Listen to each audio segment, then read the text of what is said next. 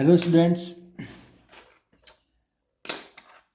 Polity class है। हम polity में 1 से 12 अनुच्छेद तक पढ़ चुके हैं जिन पिछली वीडियो में। वहाँ से मैं अब रिवीजन करवा देता हूँ, उसके बाद में आगे फिर से शुरुआत करेंगे। हमने पढ़ा था संविधान। संविधान के पार्ट्स, कितने पार्ट्सों में बांटा हुआ है संविधान को? इसके कितने भाग हैं? 22 भागों में बांटा हुआ है। इसमें अनुच्छेद 395 अनुच्छेद है। पार्ट 22 भागों में इसको बांटा गया है। हमने 1 और 2 भाग की चर्चा कर ली थी, जिसमें पहले में अनुच्छेद कितने 1 से 4 और दूसरे में 5 से 11। पहला किसका है? राज्य व संघ। और ये दूसरा नागरिकता से संबंधित है कि हमें भारत में किस प्रकार से नागरिकता हमें दी जाती है और किस प्रकार से हमारी नागरिकता छीनी जाती है। ये कौन से भाग में है? 2 में, अनुच्छेद 5 से 11। अब रिविजन कर लेते हैं। पहले अनुच्छेद में क्या है? भारत राज्यों का संघ है। भारत राज्यों का संघ है। संघ है यूनियन, न कि फेडरेशन। यूनियन है। यूनियन शब्द कहाँ से लिया गया है? कनाडा से लिया गया है। भारत राज्यों का संघ है, न कि फेडरेशन। 2 में क्या लिखा गया है? हम किसी भी राज्य को भारत में मिला सकते हैं। पहला है वो राज्य व संघ से संबंधित है, केवल राज्य व संघ से, कि किसी भी विदेशी राज्य को हम भारत में मिला सकते हैं। 2 में कहा गया है। जैसे सिक्किम को मिलाया गया था। किसको मिलाया गया था? सिक्किम को मिलाया गया था। 3 नंबर में किसी भी राज्य का नाम परिवर्तित कर सकते हैं, वो उसकी सीमा को परिवर्तित कर सकते हैं। 3 में नाम व सीमा को। 4 में क्या लिखा गया है? 2 व 3 में किया गया बदलाव 368 के बाहर रखा गया है। इसमें राष्ट्रपति जी कुछ नहीं कर सकते। राष्ट्रपति जी कुछ नहीं कर सकते। ओनली राष्ट्रपति को पूर्व सूचना देनी पड़ती है कि हम किसी भी राज्य को, जैसे सिंध को हम भारत में मिला रहे हैं, तो राष्ट्रपति जी को सूचना देनी पड़ेगी कि हम सिंध को भारत में मिला रहे हैं। उसके बाद में उसको भारत में मिला लिया जाता है। या किसी भी राज्य का नाम व सीमा परिवर्तित करनी हो, किसी को भी छोटा बड़ा करना हो, किसी एक बड़े राज्य को बीच से तोड़ कर 2 भागों में बांटना हो, तो वो उसके लिए अनुच्छेद 3 नाम व सीमा परिवर्तित कर सकते हैं। फिर भाग 2 की चर्चा की थी हमने। भाग 2 में किसकी चर्चा है? नागरिकता की चर्चा है। नागरिकता। भारत में किसकी चर्चा है? नागरिकता की चर्चा है। उससे पहले मैंने आपको वो भी बताया था कि कौन सी रियासत थी जो भारत में विलय नहीं करना चाहती थी। 3 रियासतें ऐसी थी जो भारत में विलय नहीं करना चाहती थी। जम्मू एंड कश्मीर, एक जूनागढ़ गुजरात की, और एक हैदराबाद। ये 3 ऐसी रियासतें थी जो भारत में विलय नहीं करना चाहती थी, लेकिन इन्हें विलय करवाया गया सरदार वल्लभ भाई पटेल ने। इसके जम्मू कश्मीर के लिए, जम्मू कश्मीर खुद आके मिल गया था। जूनागढ़ के लिए वहाँ पे जनमत संग्रह करवाया गया था। लोगों से पूछा कि आप कौन से देश में रहना चाहते हो, पाकिस्तान या भारत? वहाँ के लोगों का समर्थन भारत की तरफ था। अंततः इसे भारत में मिला लिया गया। हैदराबाद, यहाँ के नजीम थे, वहाँ पर ऑपरेशन पोलो के तहत एक आर्मी गई थी जो पुलिस की वर्दी में गई थी। ऑपरेशन हुआ था वहाँ पर, और हैदराबाद को भारत में मिला गया। इस ऑपरेशन का नाम था पोलो ऑपरेशन। क्या नाम था? पोलो ऑपरेशन। हैदराबाद। 3 रियासतें ऐसी थी जो भारत में, उन्हें बाद में विलय करवाया गया था। जब बांग्लादेश व भारत अलग हुआ था उस समय, हैदराबाद, जूनागढ़ और जम्मू कश्मीर। इसके बाद में मैंने आपको भाषाई आधार पर बताया था कि एस के धरा आयोग समिति का गठन किया गया था 1949 में।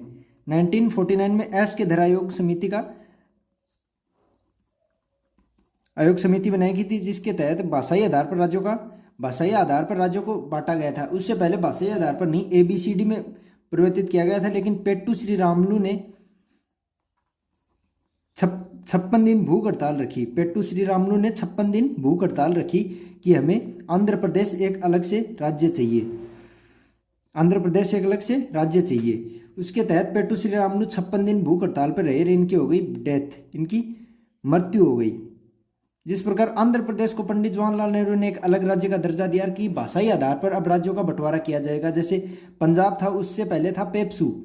इसमें हरियाणा भाषाई आधार पर अलग किया गया। हिंदी से हरियाणा, पंजाबी से पंजाब, जहाँ पर उर्दू व हिंदी बोली जाती है। वैसे उत्तर प्रदेश, जैसे जो जहाँ पर पहाड़ियाँ हैं, यूपी को अलग किया गया। इसी प्रकार MP को, इन क्षेत्रों को, गुजरात में जहाँ पर गुजराती बोली जाती थी उन्हें गुजरात क्षेत्र दिया गया। जिन्हें मराठी आती थी उन्हें महाराष्ट्र में डाला गया। इस प्रकार भाषाई आधार पर अलग अलग किया गया। पेप्सू जो पंजाब था, इसका पेप्सू था, इसको कौन सी, ऐसे पूछा जाता है, इसको कौन से आयोग से अलग किया गया था? तो इसको आया था सह आयोग पुनर्गठन समिति के तहत।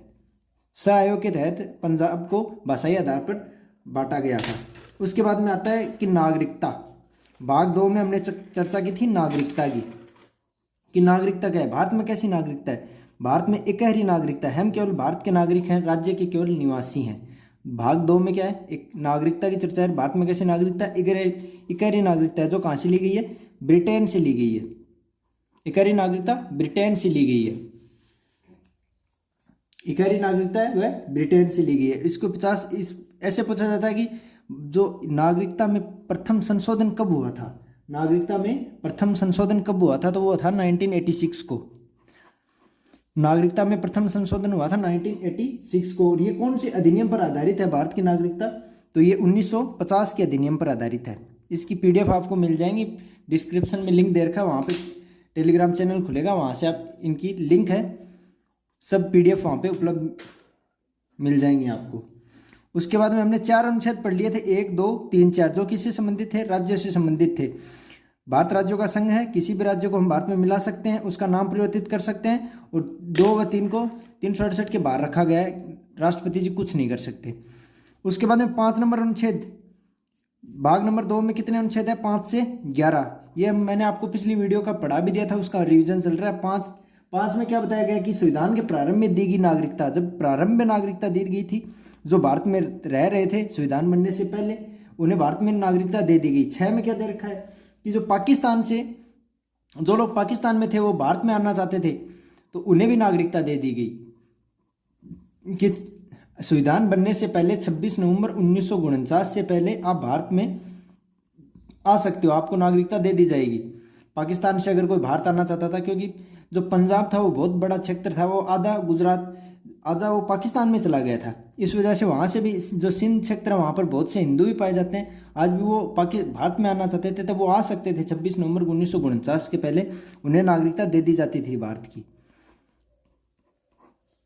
7 में क्या दे रखा, अगर कोई व्यक्ति भारत में है, अगर वो हिंदू धर्म हो या मुस्लिम धर्म, अगर वह सपोज करो आप वो मुस्लिम धर्म का एक अगर कोई व्यक्ति है, वो पाकिस्तान में जाना चाहता था, वह पाकिस्तान गया, लेकिन वहाँ पे उसे पसंद नहीं आया, वहाँ का पर्यावरण जो भी है वो पाकिस्तान उसे पसंद नहीं आया, वो वापस भारत में आना चाहता था कि मैं भारत का निवासी, भारत की नागरिकता लेनी है मुझे, तो वो 26 नवंबर 1949 से पहले भारत से जाकर पाकिस्तान से वापस भारत में आ जाए, तो 7 के तहत उसे भी नागरिकता दे दी जाएगी।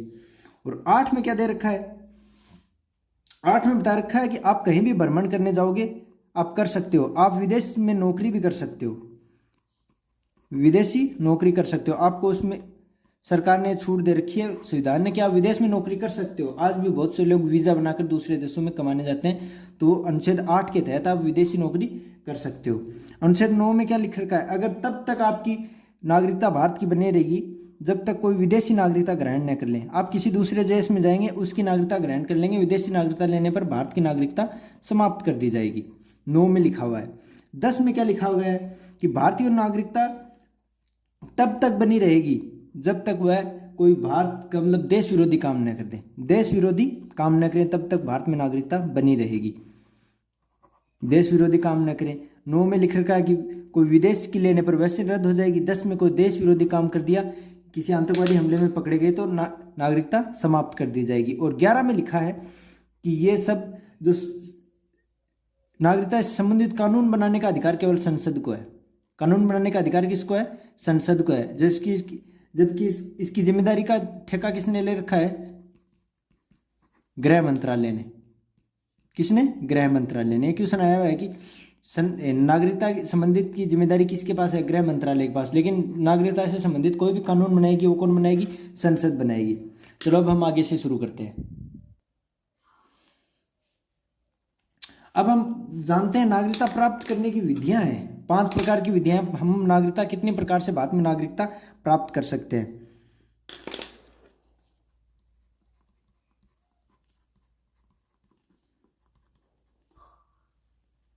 भारत में नागरिकता प्राप्त करने की विधि, कि भारत में नागरिकता कैसे मिलेगी किसी भी विदेशी व्यक्ति को, कि वह भारत में अगर रहना चाहता है तो उसे भारत में नागरिकता किस प्रकार से मिलेगी। एक तो हमको, जो आप और हम हैं, उन्हें जन्म के आधार पर मिली है, जन्म के आधार पर, क्योंकि हमने भारत में जन्म लिया है, एक तो मिलती है जन्म के आधार पर, हमारे पूर्वजों में भारत में थे और हम भारत में हैं, इसलिए आज हमें भारत की नागरिकता, भारत में जन्म लेने वाले बच्चों को नागरिकता दे दी जाएगी यदि उनके माता पिता भारत के नागरिक हों। हम सभी हैं इसके एग्जाम्पल के तौर पर, हम सभी, हमारे माता पिता इंडियन थे, हम भी इंडियन हैं जन्म के आधार पर। और सेकंड नंबर पर दी जाती है विदेश में अगर कोई विदेश में जन्म लेने वाले बच्चे को भारत की नागरिकता चाहिए,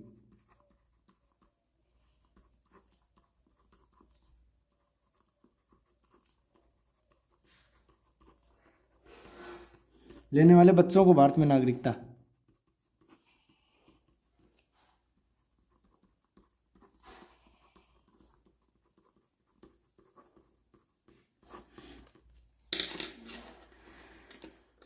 इन्हें भी अगर कोई बच्चा विदेश में जन्म लेता है, अगर कहीं टूर पर गया है या हनीमून पर, यदि वहाँ पर अगर किसी बच्चे का जन्म होता है इंडिया से बाहर, तो उसे भी भारत की नागरिकता दे दी जाएगी यदि उसके माता पिता, उसके मॉम डैड दोनों में से कोई एक भी इंडियन हो, या तो मॉम इंडियन हो या डैड इंडियन हो, भारतीय होना चाहिए एक व्यक्ति, उसके बाद उस बच्चे को भारत में नागरिकता दे दी जाएगी। जैसे एग्जाम्पल के तौर पर हमारे इंडिया टीम में खेलते हैं शिखर धवन।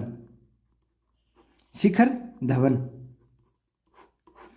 धवन को भारत की नागरिकता इसी प्रकार मिली हुई है।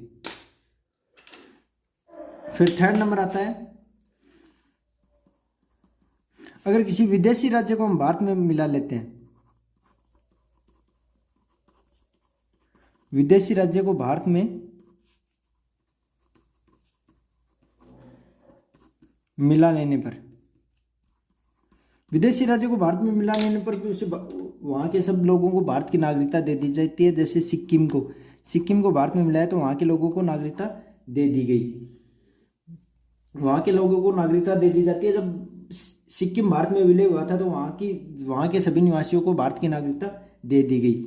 फिर 4 नंबर है पंजीकरण। इस विधि के द्वारा नागरिकता प्राप्त करने के लिए है ना आपको 5 साल भारत में रहना होगा। 5 साल भारत में लगातार रहना पड़ेगा, आपको रहना पड़ेगा 5 साल भारत में रहना पड़ेगा, इसके बाद ही आपको भारत में नागरिकता दे दी जाएगी। पंजीकरण में 5 साल आपको भारत में रहना पड़ेगा, उसके बाद में नागरिकता दे दी जाएगी। एक होता है देशीकरण। 5 प्रकार की विधियां जिससे भारत में नागरिकता मिल सकती है। देशीकरण में वैसा व्यक्ति जो भारत की किसी 1 या 2 भाषा को जानता हो, भारत की किसी 1 व 2 भाषा को जानता हो, वो भारत के प्रति, हमारे भारत के इंडिया के प्रति सकारात्मक सोच रखता हो, सकारात्मक सोच रखता हुआ, किसी भी वैज्ञानिक कला में बेहतर हो, या तो वैज्ञानिक हो वो, या कला साहित्य उसका अच्छा हो, यदि किसी चीज़ में एक्सपर्ट हो, उस किसी एक सब्जेक्ट में वो निपुण होना चाहिए, तब उसे भारत में नागरिकता दे दी जाएगी। इसके लिए भारत में लगता है 10 साल रहना पड़ेगा आपको। इसको राष्ट्रपति जी वैसे भी इसको दे देते हैं नागरिकता, क्योंकि वो वैज्ञानिक हो या कला साहित्य हो जिसका इंडिया को यदि उसका प्रॉफिट होगा, तो ऐसे व्यक्तियों को भारत की नागरिकता दे दी जाती है। अब हम पढ़ते हैं ओवरसीज। पेन खत्म हो गया, क्या पढ़ते हैं? नागरिकता ओवरसीज।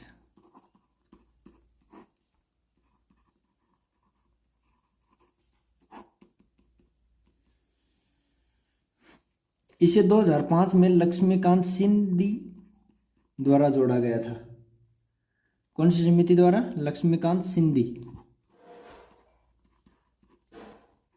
सिंधी समिति द्वारा इसे जोड़ा गया था। इसके द्वारा वो व्यक्ति जो भारत की नागरिकता विदेशी व्यक्ति है, वो भारत में रोजाना उसका आना जाना रहता है। वह व्यक्ति, जैसे आप किसी को भी नाम ले ले, टाटा है, एक टाटा इंडिया का है, और कोई भी व्यक्ति जैसे बाइडेन या कोई भी प्रसिद्ध व्यक्ति जिसके पास अच्छा पैसा है, वो भारत में व्यापार करता है, तो उसका भारत में आना जाना रहता है, तो उसके लिए भारत उसे ओवरसीज नागरिकता देती है कि वो भारत में आ जा सकता है। इसके लिए वीज़ा की कोई आवश्यकता नहीं होती उसके बाद में आपको, वरना एक देश दूसरे देश में जाने के लिए वीज़ा बनाता है, उसके लिए वीज़ा की आवश्यकता नहीं होती, वो भारत में आ जा सकता है। अब वीज़ा और पासपोर्ट में मैं आपको अंतर बता देता हूँ कि वीज़ा क्या होता है और पासपोर्ट क्या होता है। एक तो होता है वीज़ा, एक होता है पासपोर्ट। पासपोर्ट, वीज़ा और पासपोर्ट अपने देश को छोड़कर, अपने देश को छोड़कर किसी दूसरे देश में जाने के लिए खुद अपने देश से अनुमति लेनी पड़ती है हमें। अगर मैं घूमने यूएसए जा रहा हूँ जैसे, तो मुझे अपने ही देश से, इंडिया से अनुमति लेनी पड़ेगी कि मैं अपने देश को छोड़कर कहाँ, यूएसए जा रहा हूँ। तो अपने देश से जो अनुमति लेते हैं, खुद इंडिया से अनुमति लेने के लिए हमें पासपोर्ट की ज़रूरत होगी। पासपोर्ट दिखाना पड़ेगा कि हाँ मैं इंडिया से बाहर जा सकता हूँ। और वीज़ा वो होता है जिस देश में हम जा रहे हैं। अगर मैं यूएसए में जा रहा हूँ तो मुझे यूएसए से परमिशन लेनी पड़ेगी कि मैं आपके देश में आ रहा हूँ, उसके लिए एक वीज़ा बनता है। वीज़ा यूएसए के द्वारा, ये जो यूएसए के लोग हैं वो अपना एक राष्ट्रदूत भेजते हैं जो भारत में रहता है, वो यहाँ पर वीज़ा बना के देता है इंडिया के लोगों को कि आप इस देश में, प्रत्येक देश का एक व्यक्ति रहता है जो वीज़ा बना के देता है कि आप उस देश में जा सकते हो। वो होता है वीज़ा। किसी दूसरे देश में जाने की अनुमति की आवश्यकता होती है, इस अनुमति को क्या कहते हैं, वीज़ा कहते हैं। और पासपोर्ट की परिभाषा, अपने देश को छोड़कर किसी दूसरे देश में जाने के लिए खुद अपने देश से अनुमति लेनी पड़ती है, उसे क्या कहते हैं, पासपोर्ट कहते हैं। आई होप पासपोर्ट और वीज़ा आप दोनों समझ गए होंगे। अब हम मूल अधिकार पार्ट नंबर 3 शुरुआत करते हैं उसकी। दो में आपको कोई समस्या नहीं होगी, 2 मैंने आपको रिवीजन करवा दिया है। नागरिकता प्राप्त करने की विधियां मैंने आपको बता दी, कितने प्रकार से प्राप्त कर सकते हैं, 5 प्रकार से।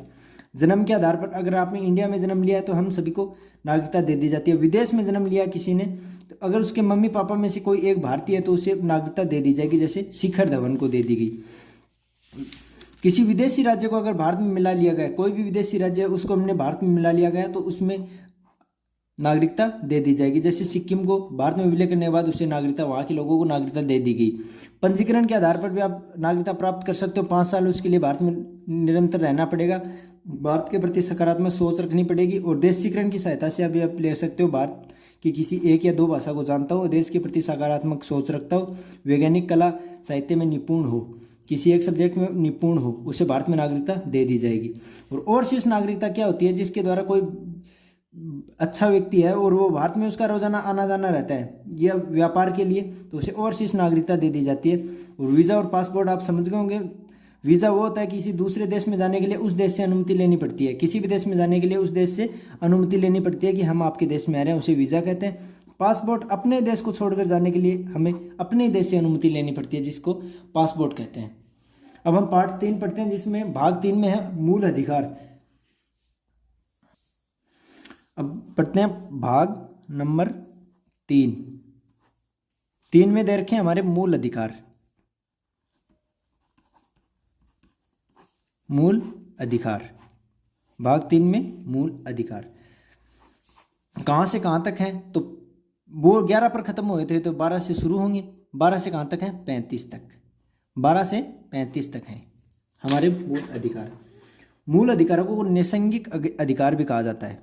मूल अधिकारों को नैसंगिक अधिकार भी कहा जाता है। क्यों कहा जाता है, क्योंकि बचपन से मिल जाते हैं। जब जन्म होता है हमारा, तब जन्म से हमें अधिकार मिल जाते हैं, इसलिए नैसंगिक अधिकार कहा जाता है। और इन्हीं अधिकारों को मैग्ना कार्टा शब्द से भी बुलाया जाता है। मैग्ना कार्टा, मैग्ना कार्टा क्यों कहते हैं ये भी आप बताता हूँ आपको। 1205 ईस्वी में तब तक भारत में पूर्व कहीं पर मूल अधिकारों की कोई चर्चा नहीं थी। 1205 में इंग्लैंड, ब्रिटिश इंग्लैंड में एक राजा था जिसका नाम था जॉन। क्या नाम था, जॉन। जॉन ने यहाँ के जो किसान थे, किसानों के लिए कुछ अधिकार दिए थे, किसानों को अपने मूल अधिकार। उनका नाम था मैग्ना कार्टा। क्या नाम था, मैग्ना कार्टा। जॉन एक राजा था जो इंग्लैंड का था, जिसने किसानों के लिए कुछ मूल अधिकार, कुछ अधिकार प्राप्त किए थे, जिन्हें मैग्ना कार्टा शब्द से बुलाया जाता था, इसलिए मूल अधिकारों को मैग्ना कार्टा भी कहते हैं। मूल अधिकार इंडिया ने कौन से देश से लिए हैं, यूएसए से लिए हैं, अमेरिका से। मूल अधिकार कौन से देश से लिए गए, अमेरिका से लिए गए। नैसंगिक अधिकार इसलिए कहते हैं क्योंकि हमें जन्म से मिल जाते हैं। जब भी आप जन्म लेते हो तो आपको मूल अधिकार मिल जाता है कि भारत में जितने भी समानता का अधिकार है, जितने भी अधिकार है, शिक्षा का अधिकार है, घूमने फिरने का, सब अधिकार आपको नैसंगिक हैं कि बचपन से ही आपको मूल अधिकार मिल जाते हैं, इसलिए नैसंगिक अधिकार कहते हैं। मैग्ना कार्टा मैंने आपको बता दिया क्यों कहते हैं, क्योंकि 1205 ईस्वी में इंग्लैंड में एक राजा था जॉन, जिसने किसानों के लिए एक पत्र लिखा था जिसका नाम था मैग्ना कार्टा, जिसमें उन्हें कुछ अधिकार दिए गए थे, इसलिए इन्हें मैग्ना कार्टा भी कहते हैं मूल अधिकारों को। मैग्ना कार्टा क्या था? एक पत्र था मैग्ना कार्टा, जो जिसमें कुछ अधिकार दिए हुए थे किसानों के लिए। अब हम बात करते हैं 12 से 35 की। 12 में क्या दे रखा है? 12 में हम मूल अधिकार की परिभाषा आई है।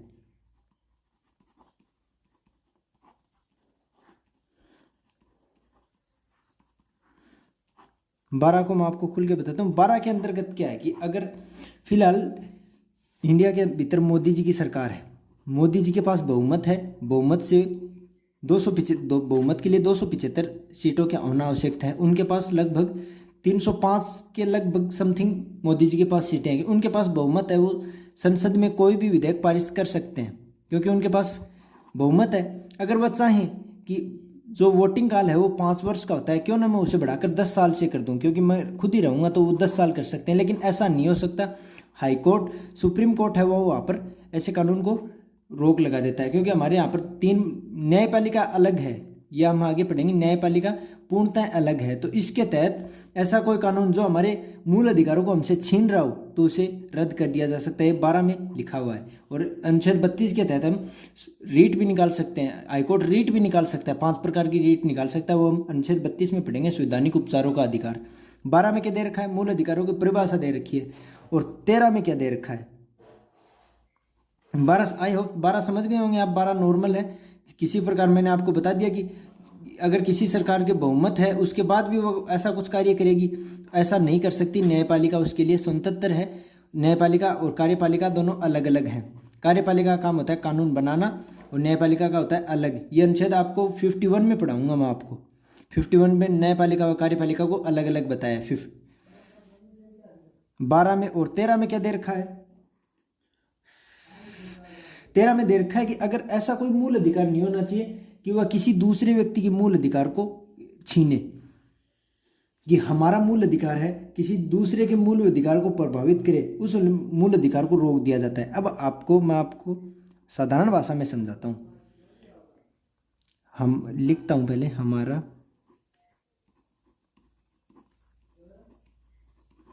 हमारे मूल अधिकारों को किसी दूसरे मूल अधिकार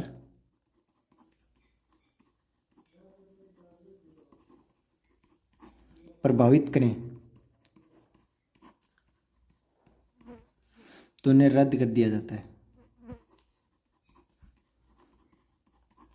अब आप कहोगे कि मैं आपको एग्जाम्पल के तौर पे बताता हूँ। अब आप किसी भी को भी देख लो, आपको घूमने का अधिकार है, आपको घूमने का अधिकार है कि आप कहीं भी घूम सकते हो। लेकिन ये थोड़ी है कि आप किसी के बेडरूम में जाकर या किसी के घर में घूमने चले जाओगे, ऐसा नहीं है ना, क्योंकि उसके खुद का मूल अधिकार है, उसका हनन हो रहा है वहाँ पर। आपको घूमने की आज़ादी है, आप कुछ भी कर सकते हो, आपको बसने की आज़ादी है। तो अब ये थोड़ी आप किसी की ज़मीन पर जाकर बस जाओगे। आपको घूमने की आज़ादी है कि हाँ हमको घूमना है, तो किसी के भी बेडरूम में जाकर वहाँ पे घूमने, ऐसा नहीं हो सकता। तो ऐसे मूल अधिकार जो किसी दूसरे को प्रभावित न करें, हमारा मूल अधिकार है कि वो किसी को दूसरे को प्रभावित न करे कि जिससे उसका मूल अधिकार छीने। किसी भी मतलब एग्जाम्पल के जो नीची जाति को अगर कुछ कहना, ऐसे है जो मूल अधिकार हैं हमारे, जो किसी दूसरे को उसके मूल अधिकार को छीनते हैं, वो ऐसे मूल अधिकारों को रद्द कर दिया जाता है। ये क्या लिखा हुआ है? 13 में लिखा गया है। अब समझ गए होंगे आप 13 नंबर भी। अब 14 से लेकर 18 तक कौन सा अधिकार है? समानता का अधिकार। कितने अधिकार हैं? 6 अधिकार हैं समानता का। हमारे टोटल 6 अधिकार हैं, लिख देता हूँ पहले। समानता का अधिकार 14 से 18 में। अब आज हम यही पढ़ेंगे। नेक्स्ट जो अगला अधिकार है स्वतंत्रता का, वो नेक्स्ट वीडियो में पढ़ेंगे। तो 14 नंबर में क्या लिखा गया है? इसमें विधि के समक्ष समानता। विधि के समक्ष समानता, ये 2 होते हैं। एक तो विधि के समक्ष समानता, एक होती है विधि के समान संरक्षण। विधि के समक्ष संरक्षण, दोनों अलग अलग है। जो संरक्षण है वो अमेरिका से लिया गया है और जो समानता है वो ब्रिटेन से ली गई है। अब क्या होता है कि समानता का क्या अर्थ है कि हम सभी समान हैं, हम सभी समान हैं। और संरक्षण है, कुछ जातियों को आप संरक्षण देते हो, कानून से अलग संरक्षण देते हो, जैसे आसाम या नागालैंड की तरफ आज भी लोग कंकाल लेकर, गले में कंकाल लेकर घूमते हैं, उन्हें कुछ संरक्षण दे रखा है। अगर आप यहाँ पर राजस्थान में या किसी भी ज़िले में रहते हो, आप किसी भी स्टेट में, तो वहाँ पर क्या होता है कि अगर आप ऐसा करोगे, कंकाल लेकर घूमोगे, तो आपको पुलिस पकड़ के ले जाएगी। लेकिन वहाँ पे नहीं ले जाती, क्योंकि वहाँ पे कुछ लोगों को कानून से संरक्षण दे रखा है, क्योंकि वो एक उनकी जाति ऐसी है, उनको जो उनकी सोच वैसी है, क्योंकि वो बैकवर्ड है, कुछ हमारे से कुछ पीछे हैं थोड़े, इसलिए उनको कुछ संरक्षण दिया जाता है जो अमेरिका से लिया गया है। समानता, हम सब समान हैं, सभी के लिए बराबर कानून है, उसे ब्रिटेन से लिया गया है। ये दोनों लागू हैं इंडिया में। समझ गए होंगे आप, समानता व संरक्षण, विधि के समान संरक्षण, कानून सबके लिए समान है। 15 में क्या दे रखा है? 15 में दे रखा है जाति के विरुद्ध, जाति, धर्म, लिंग के आधार पर या जन्म स्थान, कि आपका जन्म कहाँ पे हुआ है, किस आधार पर आप भेदभाव नहीं कर सकते, के आधार पर आप भेदभाव नहीं कर सकते। जो 15 में लिखा है कि आप किसी भी जाति कास्ट से हो, आपका धर्म कुछ भी हो, आप स्त्री हो, पुरुष हो, या कुछ भी हो, उससे भी कोई फर्क नहीं पड़ता। आपका जन्म स्थान कहाँ पे है, आप राजस्थान में जन्मे हो, गुजरात, बिहार, पटना, जहाँ पर भी आपका जन्म हुआ हो, उसे कोई फर्क नहीं पड़ता, उसके आधार पर भेदभाव नहीं किया जाएगा। समझ गए? 15 में क्या दे रखा है? जाति, धर्म व किसी भी सार्वजनिक स्थान, या इसमें दे रखा है कि सरकारी नौकरी पर भी भेदभाव नहीं किया जाएगा। सरकारी नौकरी पर भेदभाव नहीं किया जाएगा, सबको समान सरकारी नौकरी मिलेगी। अनुच्छेद 15 के तहत ये दे रखा है।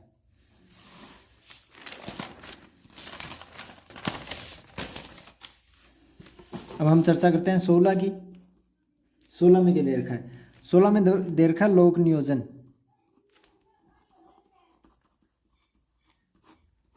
लोक नियोजन, सरकारी नौकरी में सबके लिए समानता। लोक नियोजन मतलब लोगों की भलाई, सरकारी नौकरी में सबके लिए समानता है। इसमें कुछ कास्ट की भी चर्चा है, कुछ जातियों की भी चर्चा है, जैसे SC ST की चर्चा है, इसमें पिछड़े वर्ग है उनकी चर्चा है 16 में। 16 में समझ गए, सरकारी नौकरी के लिए समानता, लोक नियोजन 16। और 17 में, 17 के तहत अस्पृश्यता का है, ये पूछा भी जाता है, बहुत इंपॉर्टेंट है। अस्पृश्यता मतलब छुआछूत का अंत है, छुआछूत का अंत। अस्पृश्यता 17 में क्या दे रखा है? छुआछूत का अंत है। 18 में क्या दे रखा है? 18 में है उपाधि का अंत। उपाधि का अंत, उपाधि का अंत समझते हैं कैसे? जैसे कोई भी राजा था, जैसे अकबर था, कोई भी राजा था तो वो क्या लगाता था? या तो सम्राट लगाता था, या जैसे बहुत सी राजस्थान में उपाधि थी, उनको उपाधियों को खत्म कर दिया गया है। जैसे सम्राट अकबर, राजस्थान के जितने भी राजा थे, कोई वीर लगाता था अपने पीछे, उन उपाधियों को, बादशाह की उपाधि होती थी एक, सुल्तान, जैसे आमेर के राजाओं की थी मिर्जा राजा, वो सब उपाधियाँ थी, है ना। तो उन उपाधियों का अंत है कि भारत में कोई भी व्यक्ति उपाधि नहीं लगा सकता, उपाधियों का अंत है। उपाधि न देकर हम, हाँ, राष्ट्र, जो हमारे जो राष्ट्र के सुरक्षा एवं रत्न, पद्म भूषण जो है ना, पद्म भूषण, वो दे सकते हो आप। पद्म भूषण भारत के जो आर्मी के जवान हैं उनको कुछ हद पर ऐसी दी जाती है, जैसे कैप्टन है, कर्नल है, ये उपाधियाँ दी जाती है, लेकिन ऐसी उपाधियाँ नहीं दी जाती। और पद्म भूषण या भारत रत्न ये दे सकते हो आप, लेकिन उपाधियों का क्या दे रखा है? अंत दे रखा है इसमें। अगर आपको विदेश में कहीं भी कोई भी उपाधि मिली, आप इंग्लैंड में कोई अच्छा काम किया है आपने, अगर आप वैज्ञानिक हैं और इंग्लैंड या USA में काम कर रहे हैं, अगर वहाँ पे किसी ने आपको ऐसी उपाधि दी है, तो आपको पहले राष्ट्रपति से अनुमति लेनी पड़ेगी कि उपाधि मैं भारत में चलाऊँ या न चलाऊँ। राष्ट्रपति अनुमति देंगे, राष्ट्रपति की बिना अनुमति के वो उपाधि भारत में नहीं आप लगा सकते। तो ये 18 में क्या दे रखा है? उपाधियों का अंत। अब हम फटाक से रिवीजन कर लेते हैं कि भाग 3 में हमने क्या क्या पढ़ा है। भाग 3 में कहाँ से कहाँ तक है? 12 से 35 तक है। 12 में क्या दे रखा है? 12 में इसकी परिभाषा है। 13 में क्या दे रखा है? किसी दूसरे व्यक्ति के मूल अधिकारों को हनन नहीं होना चाहिए। 14 से 18 क्या है? हमारे स्वतंत्रता का अधिकार, हमें स्वतंत्रता का अधिकार है।